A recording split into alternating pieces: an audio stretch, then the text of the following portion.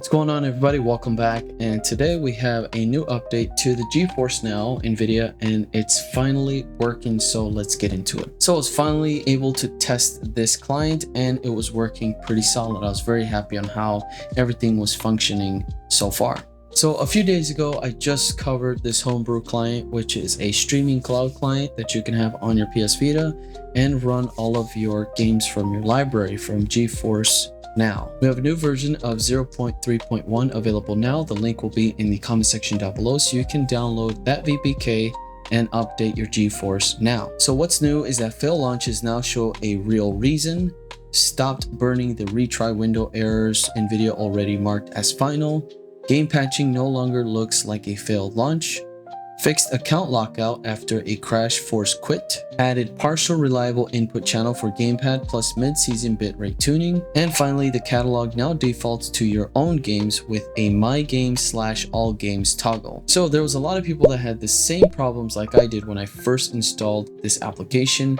where we were just not able to basically do anything. What's great now is that I can finally see all of my games that are available in my library. But one of the things I did not do was actually set up my library on the GeForce Now application, so I recommend doing that right away. The first thing I did was install the GeForce Now cloud gaming client on my PC, and from there I went ahead and connected all of my accounts, such as my Epic Games account and my Steam account. Now the only downside with connecting your Steam account is that, for example, I have 29 games synced, but I'll have to log in every single time I start the GeForce application.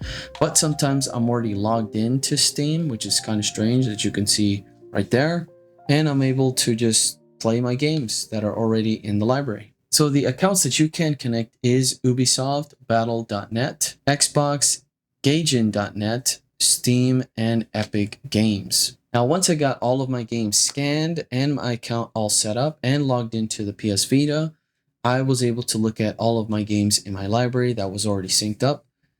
But I ran into another problem, and that problem was the queue. So the login queue was kind of annoying. I went down from being 30th in line, or 31st, 32nd, all the way down to 2 and 1, and then climbed back up to like 23, 26. So it was kind of annoying, and the estimated time was giving me 30 seconds, but I waited almost 10 minutes and still could not log in. And once I finally logged in, I faced another problem, which was saying that, hey, you have to watch these ads in order for you to continue because you have a free account. So there was no way for me to really see ads, and I tried it multiple times and I still kept getting the same message. So I wasn't able to go in and play the games that I wanted because I wasn't seeing the ads for them to run because I'm on a free account. So the next thing I did was upgrade my membership from the free tier to the performance tier, which has no ads, and you have 6 hours gaming session and access to 4,500 games. Up to 1440p resolution, up to 60 frames per second, and priority access to the queue. So I wanted to see if this was going to work. So what I did was I closed out the GeForce Now app on the PS Vita, reloaded the app, and I was able to start playing my games.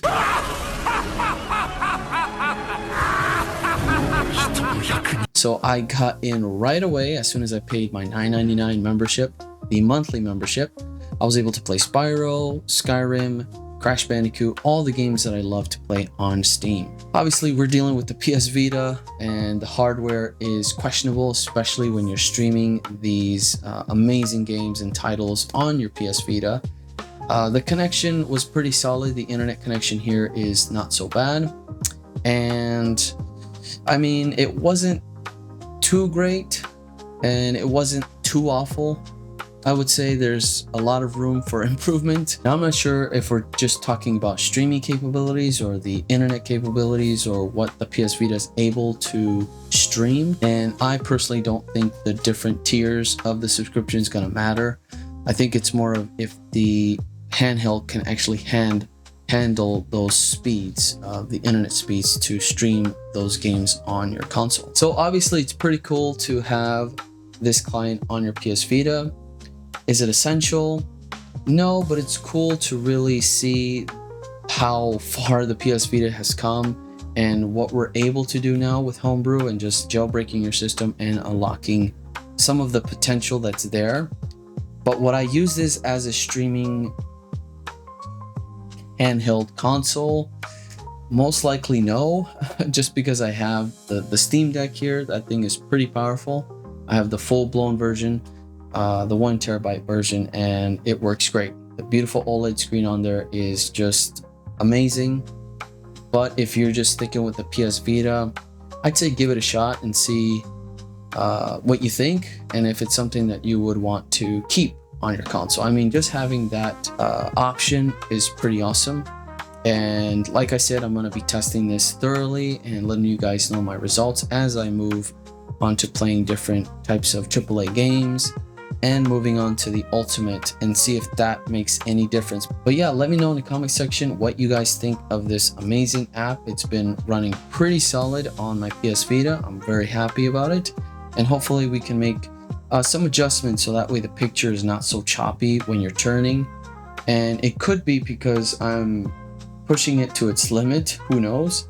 I was playing Skyrim and it was having a little bit of hard time keeping up with all the different details and all the things that just kind of spawn in the world, like the enemies and just people, the water, the birds and dragons that can spawn in the open world. So I haven't really tested into a dungeon, which is already kind of set in place with all the enemies and all the loot and things like that. So it might be a little bit different there.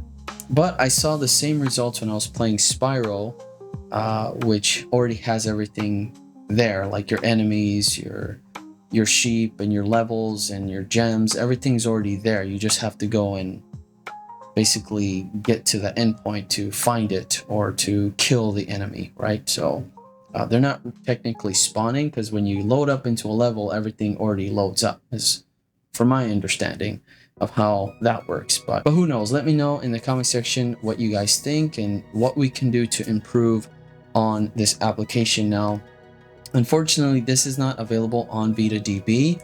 You'll have to download it off the GitHub repository, so I'll have that link in the comment section again, and I will talk about more of that whole VitaDB situation in another video.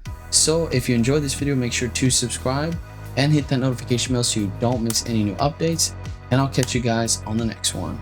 Peace.